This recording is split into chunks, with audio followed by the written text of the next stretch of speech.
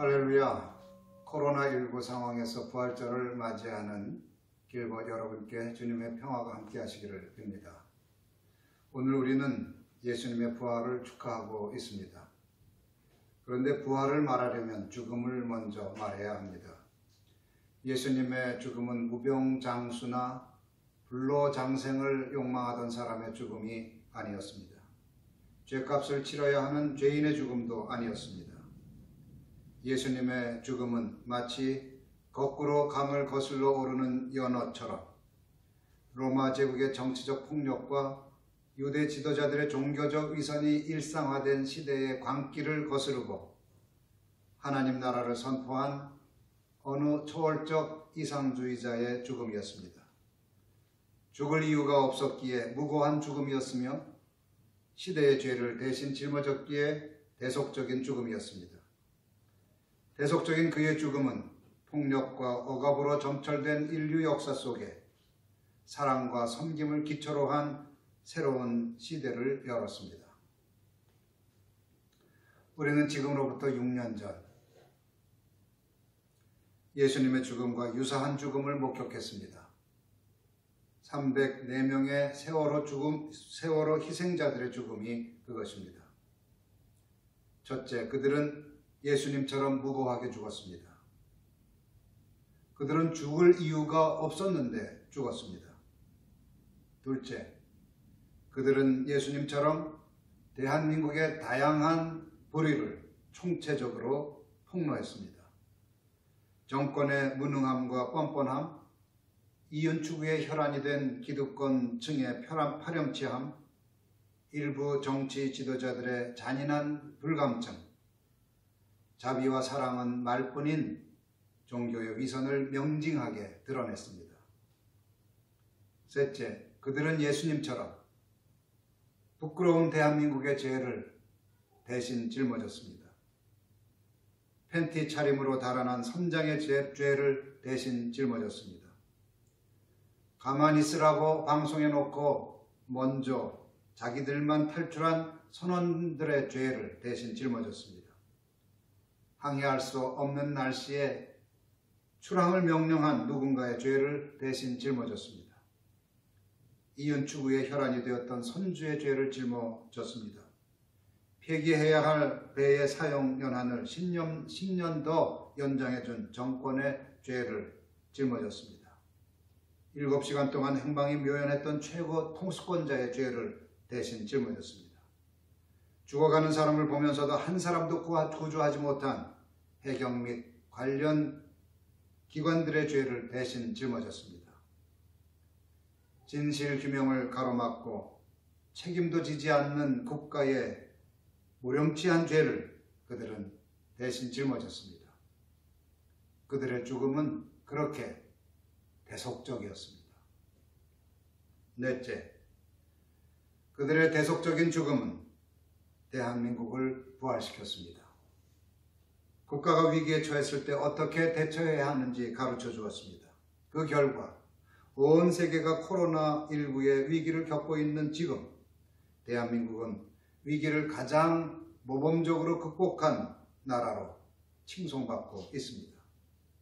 물론 의료진들의 목숨을 건 희생, 정부와 방역당국의 투명성과 정확성, 과학적이고 신속한 진단 및 치료 시스템, 자원봉사자들의 헌신적인 섬김, 사재기 하나 없는 높은 시민의식, 사회적 거리두기에 대한 국민들의 자발적 참여가 한데 모여 일궈낸 성과라고 할 수 있습니다.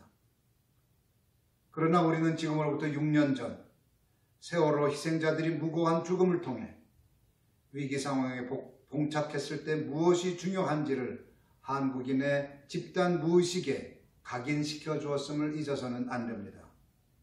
그들의 대속적 죽음을 통해 세월호와 함께 수치의 바다에 빠졌던 대한민국이 오늘의 자랑스러운 대한민국으로 부활했음을 잊어서는 안 됩니다. 이 시간 잠시 우리 6년 전 세월호 침몰로 인하여 희생당한 304명의 희생자들을 위하여서 잠시 추모하는 시간을 가집시다. 우리 침묵으로 기도하겠습니다.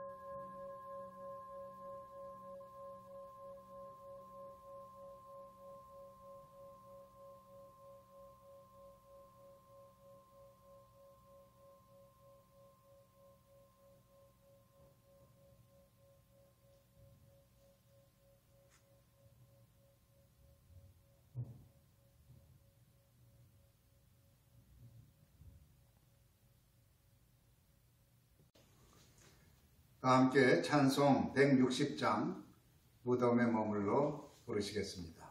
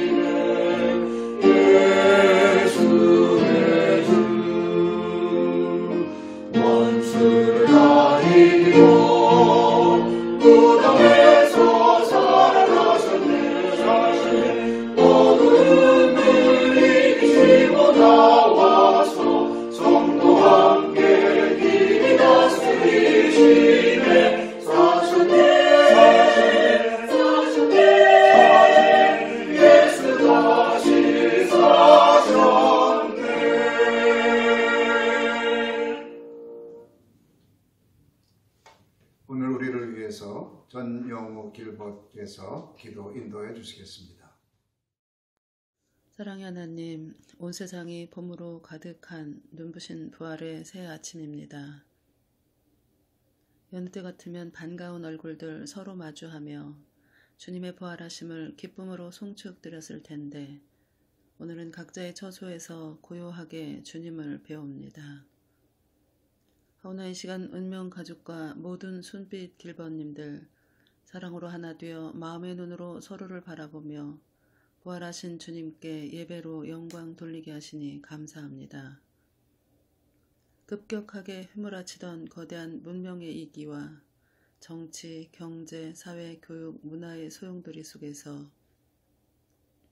미세한 바이러스의 반란으로 시작된 잠시 멈춤의 시간들은 저희들의 일상에 정말 많은 변화를 가져다 주었습니다. 범사에 모든 일에 감사하신 주님, 그렇게 멈춰섬으로 주님께 더 가까이 나아가게 하심을 감사합니다. 한거할 수 없는 상황들 속에서도 내 안의 성전에 머무시는 주님을 오롯이 만나게 하심도 감사합니다. 내일 일은 내일에 맡기고 먼저 주님 나라의 의를 구하라신 주님, 혹여라도 저희들 이 땅에 잠시 머물 겉사람의 생존과 안녕만을 위해 무엇을 잘 먹을까 잘 입을까 염려하며 골몰했었다면 이 시간 주님의 십자가 앞에 다시 내려놓습니다. 그리고 여전히 지구촌 곳곳에서 들려오는 온 나라 백성들의 신음에 귀 기울입니다. 주님, 저희들 작은 가슴에 온전히 품어 주님께 다시 내어드리오니 받아 주옵소서. 크신 사랑으로 자비를 베푸시어 이 땅을 치유하시고 주님의 섭리와 통치하심으로 온전하고 새롭게 회복시켜 주옵소서. 십자가의 고통과 죽음까지 온전히 받아들이셔서 저희에게 허락하신 영광스러운 부활의 이 아침이 결코 헛되지 않도록 저희가 마주한 고독과 침묵의 시간들 속에서 순간순간 들려주시는 주님의 세미한 음성에 귀 기울이게 하옵소서. 그리하여 소중했던 일상으로 다시 돌아가 저희들의 삶 가운데 촉구하시는 사랑의 미션들을 완수하게 하옵소서. 또한 온 생애를 통하여 보여주신 그 사랑의 신비로 언제 어디서든 어떤 상황에서든 참 평화를 누리게 하시고 주님과 더불어 천국을 살게 하옵소서. 반가운 얼굴들 마주보며 함께 예배드릴 날 기다립니다. 오늘도 목사님을 통하여 주시는 주님의 말씀으로 세임 얻기 원하오며 마음을 열고 한마음으로 드리는 저희들의 예배를 기쁘게 받아주실 것을 믿고 부활하신 예수님 이름으로 기도하옵나이다. 아멘. 부활절인 오늘 하나님께서 우리에게 주시는 말씀은 요한복음 11장 25절부터 26절, 시편 36편 7절과 9절 말씀입니다. 우리 함께 교독합시다. 예수께서 마르다에게 말씀하셨다. 나는 부활이요 생명이니 나를 믿는 사람은 죽어도 살고 살아서 나를 믿는 사람은 영원히 죽지 아니할 것이다. 내가 이것을 믿느냐. 시편입니다. 하나님, 주님의 한결같은 사랑이 어찌 그리 값집니까? 사람들이 주님의 날개끈을 아래로 피하여 숨습니다. 생명의 샘이 주님께 있습니다. 우리는 주님의 빛을 받아 환히 열린 미래를 봅니다.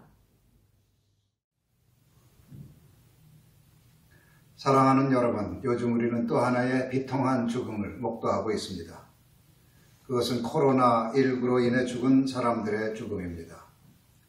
4월 11일 현재 전 세계 코로나19 확진자 수는 160만 명을 넘었고 사망자는 10만에 육박하고 있습니다.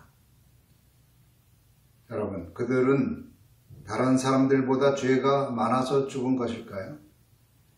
일부 몰지각한 종교 지도자들이 막말하는 대로 저주와 심판을 받아 죽은 것일까요? 물론 아닙니다. 그들은 다른 사람보다 죄가 더 많거나 저주를 받아 죽은 게 아닙니다. 저는 그들의 죽음에서도 대속적인 성격을 봅니다.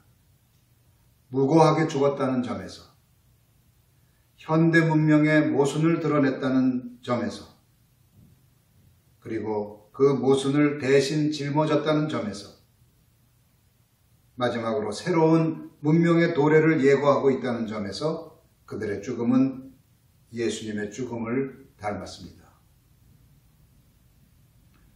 아프리카 오지에 있는 차드라고 하는 나라의 문인 무스타파 달레비 말하듯 코로나19는 많은 것을 해내고 있습니다.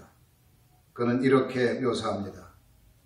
그 하찮은 것은 자신의 법칙을 고집하며 모든 것에 의문을 던지고 기존의 질서를 뒤엎는다. 서방 강대국들이 얻어내지 못한 휴전과 전투 중지를 이뤄냈고 기업들이 할 수 없었던 세금 환급과 감면, 시위대와 조합이 얻어내지 못한 사회보장 강화를 이뤄냈다. 우리는 순식간에 매연과 공기오염이 줄었음을 깨달았다. 부모들은 아이들에 대해 알아가기 시작했으며 일은 더 이상 삶의 우선순위가 아니고 해외여행은 성공한 삶의 척도가 아님을 깨닫기 시작했다. 외출할 수 없기에 최고급 차들은 차고 안에서 잠자고 있으며 그런 식으로 단 며칠 만에 실현 불가능해 보이던 사회적 평등이 이루어졌다. 복제인간을 만들어 영원히 살기를 바라던 인류에게 그 한계를 깨닫게 해주었고 하늘의 힘에 맘먹으려 했던 인간의 지식 또한 덧없음을 깨닫게 해주었다. 단 며칠이면 충분했다. 사실 코로나 바이러스가 아닙니다. 그로 인해 죽은 동시대인들의 희생이 변화를 견인했다고 해야 옳습니다. 그들이 죽었기에, 무고하게 죽었기에 우리는 경각심을 가졌고 쾌락을 위한 모임을 중단했으며 독거와 침묵이라는 관상적 삶을 살기 시작했기 때문입니다. 그렇기에 만일 코로나19 이후에 새로운 삶의 질서가 구축되고 새로운 문명이 도래한다면 그것은 코로나 바이러스에 희생된 동시대인들 때문임을 잊어서는 안 됩니다. 그들의 죽음이 무의미한 죽음이 되지 않으려면 뒤에 남은 우리는, 무엇보다 종교인인 우리는 목숨 걸고 치료에 헌신하는 의료진들처럼 새로운 삶의 질서를 구축하기 위한 희망 담론과 그것을 실현할 수 있는 일상의 수행에 대해 구체적인 대안을 제시하지 않으면 안 됩니다. 그때 우리보다 먼저 죽은 동시대인들은 그들의 대속적인 죽음과 부활을 통해 새로운 문명의 아방가르드, 새로운 문명의 최전선, 최전방, 전위대로 기억될 것입니다. 그러면 코로나19라는 세계사적 사건 속에서 부활절을 맞이하는 우리가 제시할 수 있는 희망 담론은 무엇일까요? 오늘 저는 다음과 같은 예수님의 말씀에서 그 실마리를 찾아보려고 합니다. 나는 부활이요 생명이니 나를 믿는 사람은 죽어도 살고 살아서 나를 믿는 사람은 영원히 죽지 아니하리라. 이 말씀은 예수님께서 마르다에게 하신 말씀입니다. 오빠 나사로가 병들었을 때 마르다와 마리아는 그 사실을 예수님께 알립니다. 하지만 예수님은 뜸을 들이셨고 나사로가 죽은 지 나흘이 지나서야 움직이셨습니다. 예수님을 보자마자 마르다는 이렇게 말했습니다. 주님이 여기 계셨더라면 내 오라버니가 죽지 아니하였을 것입니다. 예수께서 말씀하십니다. 내 오라버니가 살아날 것이다. 마르다는 지체 없이 대꾸합니다. 마지막 날 부활 때에 그가 다시 살아나리라는 것은 내가 압니다. 마지막 날 부활 때에 그가 다시 살아나리라는 것은 내가 압니다. 여기서 우리는 예수님이 말씀하시는 부활과 마르다가 생각하고 있는 부활 사이에 차이가 있음을 알 수 있습니다. 예수님은 현재의 부활을 말씀하시는데 마르다는 미래의 부활을 말하고 있는 것입니다. 마르다의 미래적 부활 신앙은 당시 바리새파를 중심으로 한 유대인들이 갖고 있던 통속적인 부활 신앙이었습니다. 요한복음 주석을 쓴 C.K. 바레트는 이렇게 말합니다. 마지막 날의 부활을 믿는 신앙은 바리새적 유대교의 확고한 요소다. 마르다는 전통적인 바리새인의 부활신앙을 진술하고 있는 것이다. 하지만 예수님은 마르다가 현재적 부활을 경험하기를 바라셨고 그래서 말씀하셨던 것입니다. 나를 믿는 사람은 죽어도 살고 살아서 나를 믿는 사람은 영원히 죽지 아니할 것이다. 이 한마디에는 미래적 부활과 현재적 부활 모두가 포함되어 있습니다. 죽어도 살고라는 말은 먼 훗날 죽은 다음에 일어나는 미래적 부활을 의미하는 것이 분명합니다. 그 당시 유대인들뿐 아니라 오늘날의 대다수 기독교인이 갖고 있는 부활 신앙이기도 합니다. 그런데 문제는 그 다음 말씀, 즉 살아서 나를 믿는 사람은 영원히 죽지 아니할 것이다 라는 말씀도 미래적으로 해석한다는 점입니다. 과연 그럴까요? 이 대목을 자세히 살펴보려고 합니다. 한글 문장만 보면 살아서라는 말이 믿는이라는 동사를 수식함을 알 수가 있습니다. 살아서 나를 믿는 사람, 살아서가 믿는을 수식해요. 이때 살아서는 살다라는 동사가 부사적으로 활용된 것입니다. 이때 강조되는 것은 믿음뿐입니다.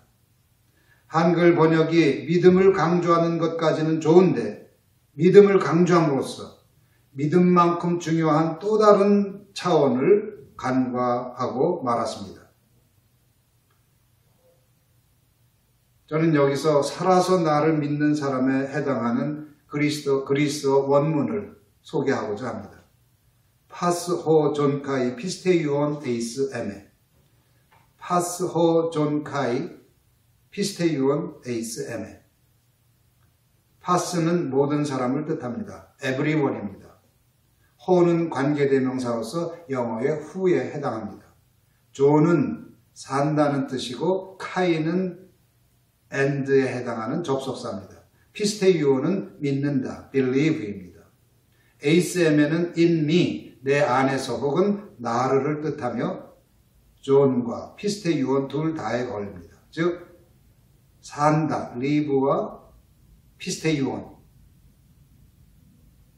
믿는다, 이 둘 다에 걸리는 말입니다. 이 대목을 제대로 번역하면 내 안에서 사는 사람과 나를 믿는 사람은 영원히 죽지 않는다가 됩니다. 살아서 나를 믿는 사람과는 뉘앙스가 완전히 달라집니다. 이런 뜻에서 영어 성경은 정확하게 번역했다고 볼 수 있습니다. Everyone who lives and believes in me 라고 번역했기 때문입니다. 내 안에서 사는 사람과 나를 믿는 사람, 살아서 나를 믿는 사람이 아니죠. 아주 낯선 그리스어를 동원해가며 복잡한 설명을 하는 이유는 무엇일까요?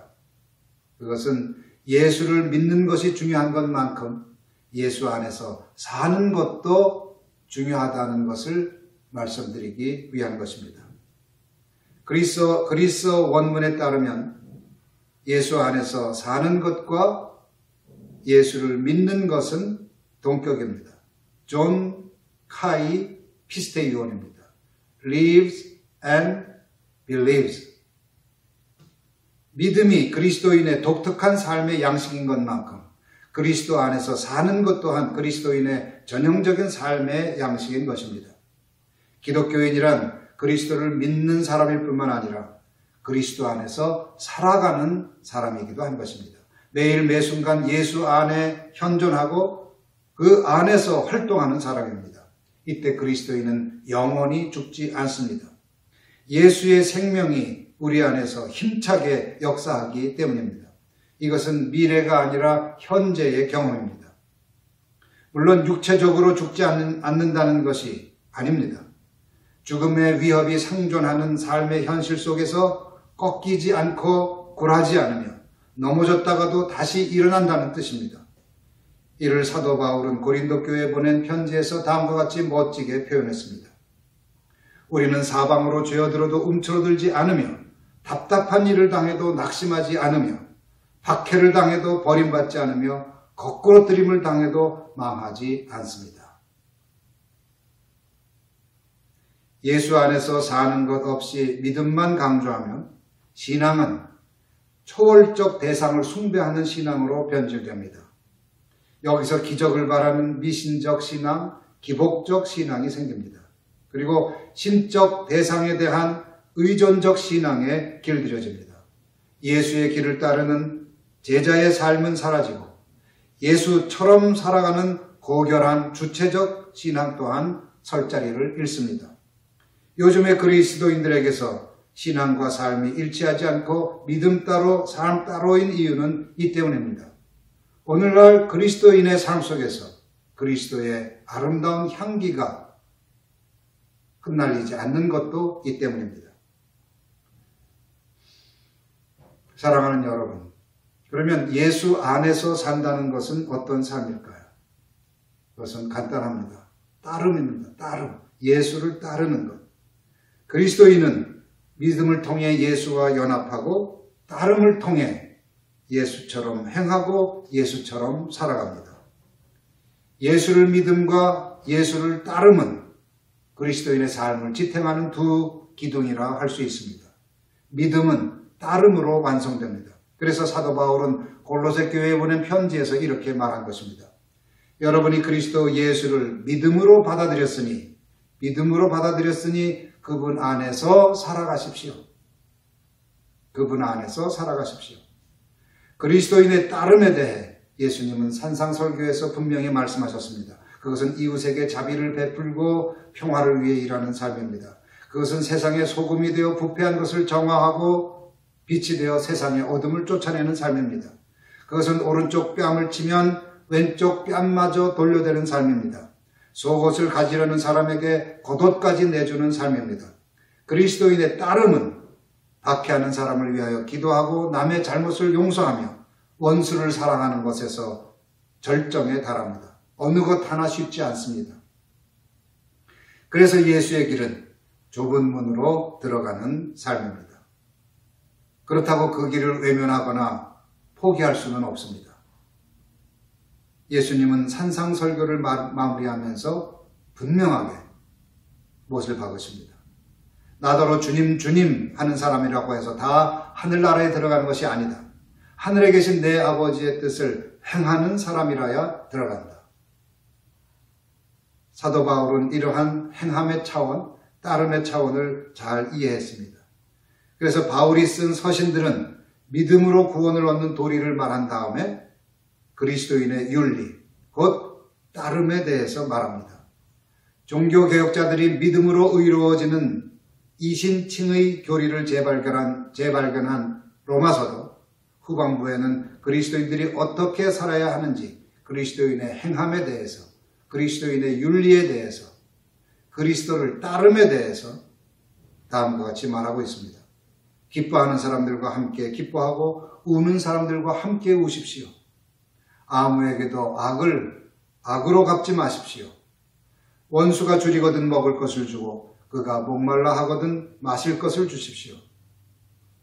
악에게 지지 말고 선으로 악을 이기십시오. 쉽지 않지만, 어렵지만 그리스도인의 생활 규범과 행동 양식은 이처럼 고결하고 품이 있으며 칭송을 받을 만한 것입니다. 이러한 고결한 따름이 뒷받침될 때 믿음이 완성되는 것입니다. 그래서 야고보 사도는 이렇게 말합니다. 말씀을 듣기만 하여 자신을 속이는 사람이 되지 말고 말씀을 행하는 사람이 되십시오. 그리고 이렇게 단호하게 선언합니다. 행함이 없는 믿음은 죽은 믿음입니다. 사랑하는 여러분, 오늘날 그리스도인의 모습은 어떤가요? 오늘날 그리스도인의 현실은 이러한 그리스도인의 윤리적 이상으로부터 너무 동떨어져 있지 않은가요? 이렇게 된 데는 사실 애쓰고 노력할수록 기독교의 윤리적 이상을 실천하는 것이 불가능하다는 것을 깨닫기 때문입니다. 자신의 지성과 감정과 의지로 예수의 길을 따르려고 노력하는 사람은 두 개의 덫에 걸립니다. 하나는 좌절과 포기에 덫입니다. 불가능함을 깨닫기 때문입니다. 또 다른 하나의 덫은 교만과 정죄에 덫입니다.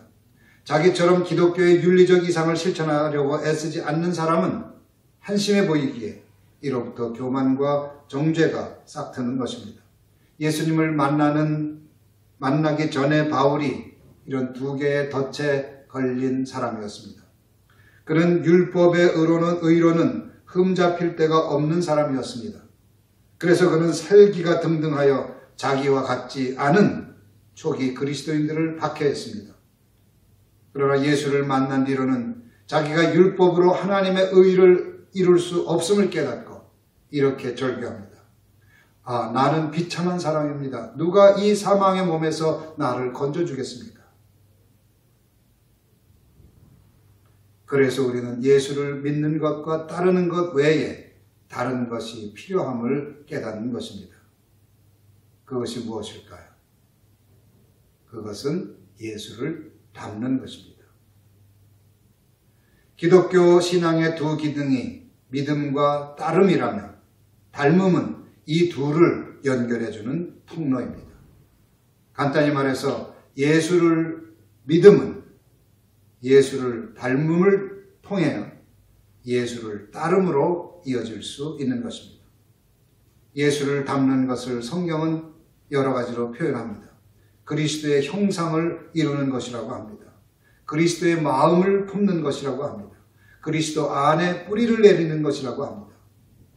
그런데 그리스도의 형상을 이루고 그리스도의 마음을 품고 그리스도 안에 뿌리를 내리면 놀라운 일이 일어납니다.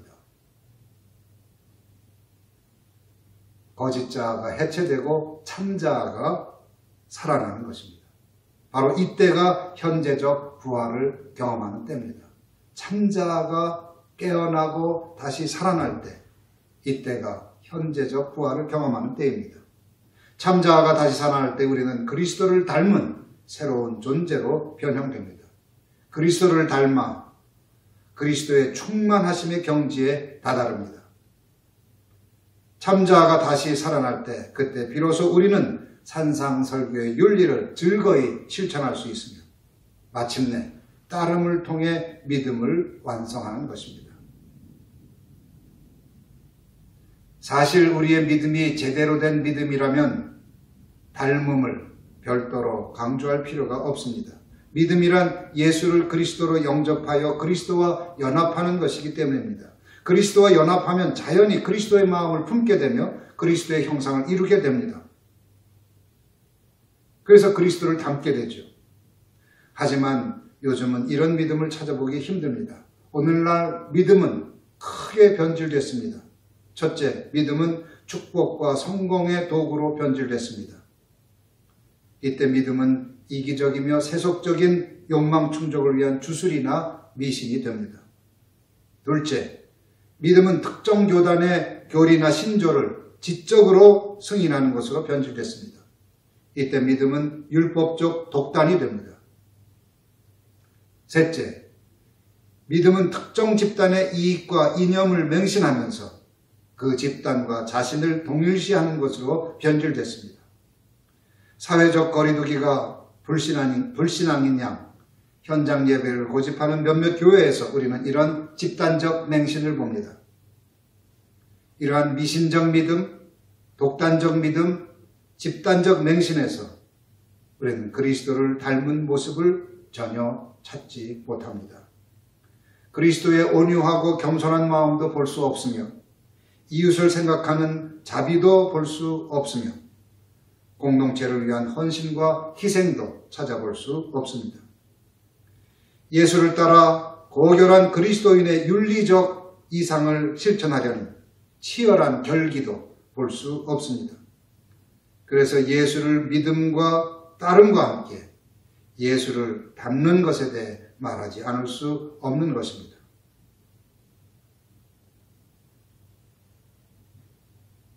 그러면 어떻게 해야 그리스도를 닮을 수 있을까요? 그리스도를 닮을 수 있는 일상의 구체적인 수행이 있다면 그것이 무엇일까요? 나의 소원을 성취하기 위한 간구로는 부족합니다. 꾸준한 관상 수련이야말로 예수를 닮는 훌륭한 일상의 수행입니다. 관상 수련의 목적이 바로 그리스도와의 연합을 통한 그리스도와의 친밀한 관계를 이루는 것에 있기 때문입니다. 관상기도는 그리스도의 마음을 품는 기도입니다. 관상기도는 그리스도의 형상을 이루는 기도입니다. 관상기도는 거짓자를 해체하고 참자를 살아나게 하는 기도입니다.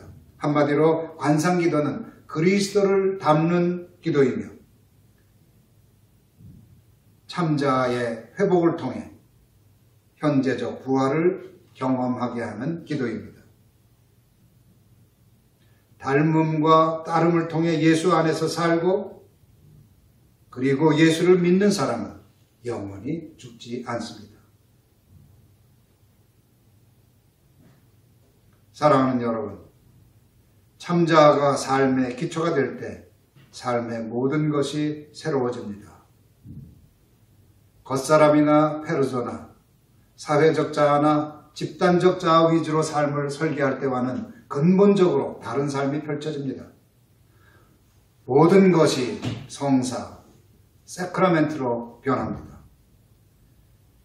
외적 조건이나 환경에 상관없이 삶의 도처에서 하나님의 은총을 발견합니다. 우리가 겪는 모든 사건과 우리가 만나는 모든 사람이 하나님을 만나는 거룩한 성소임을 깨닫습니다. 교회도 새로워질 것입니다. 참자 위에 세워진 교회는 욕망과 독단, 집단적 맹신에서 벗어난 세상의 등불이 될 것입니다. 삶의 문화도 달라질 것입니다. 쾌락과 욕망을 중심으로 한 문화는 쇠락하고 본질적인 것과 삶에서 진정으로 중요한 것을 추구하는 풍토가 새롭게 조성될 것입니다. 저는 코로나19를 겪은 인류가 새로운 삶의 질서를 구축할 때 참자의 부활을 통한 참자를 기반으로 한 삶의 질서를 구축하기를 간절히 소망합니다. 그리고 모든 사람의 참자를 부활시키는 것을 궁극 목적으로 하는 문명이 도래하기를 간절히 소망합니다. 이때 코로나19로 우리보다 먼저 죽은 수많은 사람들의 죽음은 헛되지 않을 것입니다. 그들의 대속적인 죽음은 우리를 살리고 문명을 살림으로써 시편 시인이 말하는 대로 우리에게 환히 열린 미래를 보여줄 것입니다. 잠시 침묵으로 기도합시다.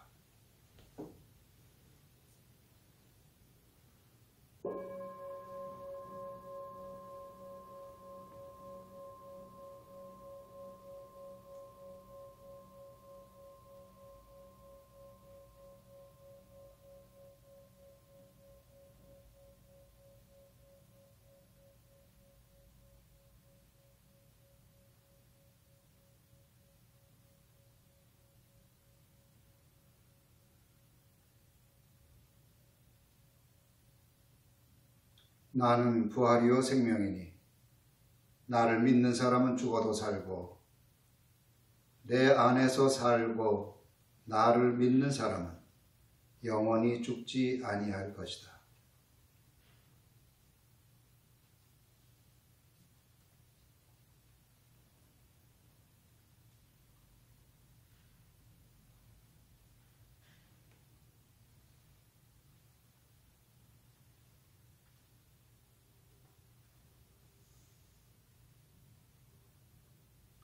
기뻐하는 사람들과 함께 기뻐하고 우는 사람들과 함께 우십시오.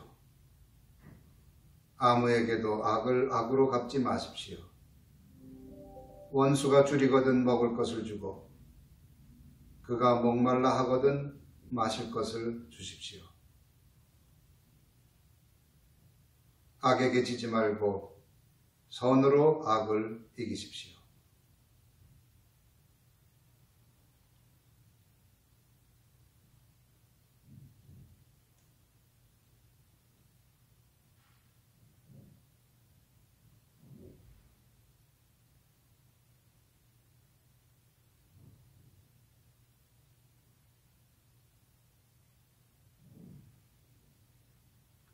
이 마음을 품으십시오.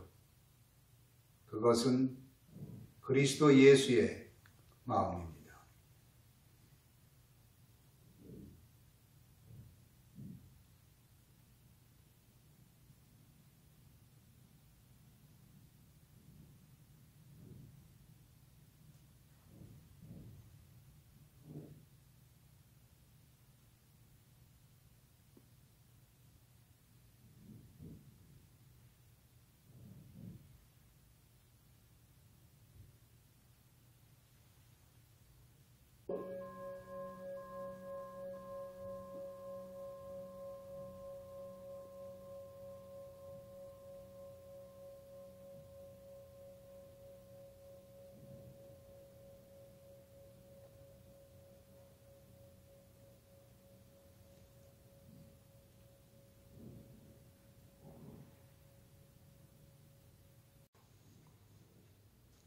이제 다 함께 떼제 찬양 주께서 부활하셨네 부르시겠습니다.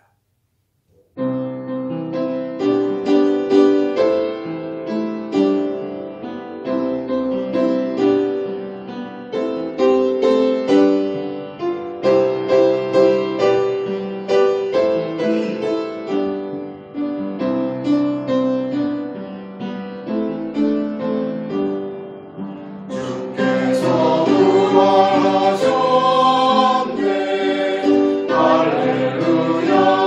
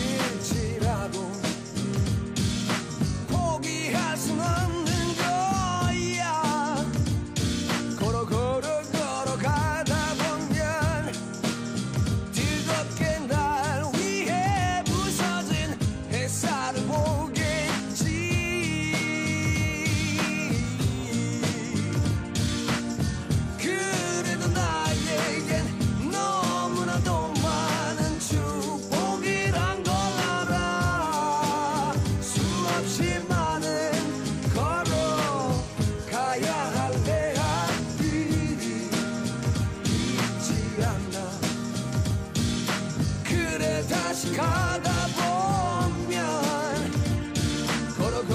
걸어가다 보면 어느 날 그 모든 일들을 감사해 하겠지.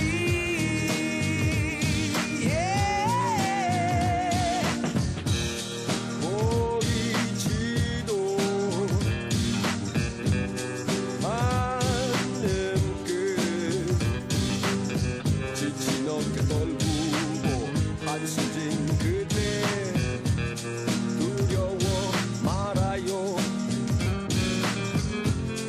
거꾸로 감을 거슬러 오르는 저 힘찬 연어들처럼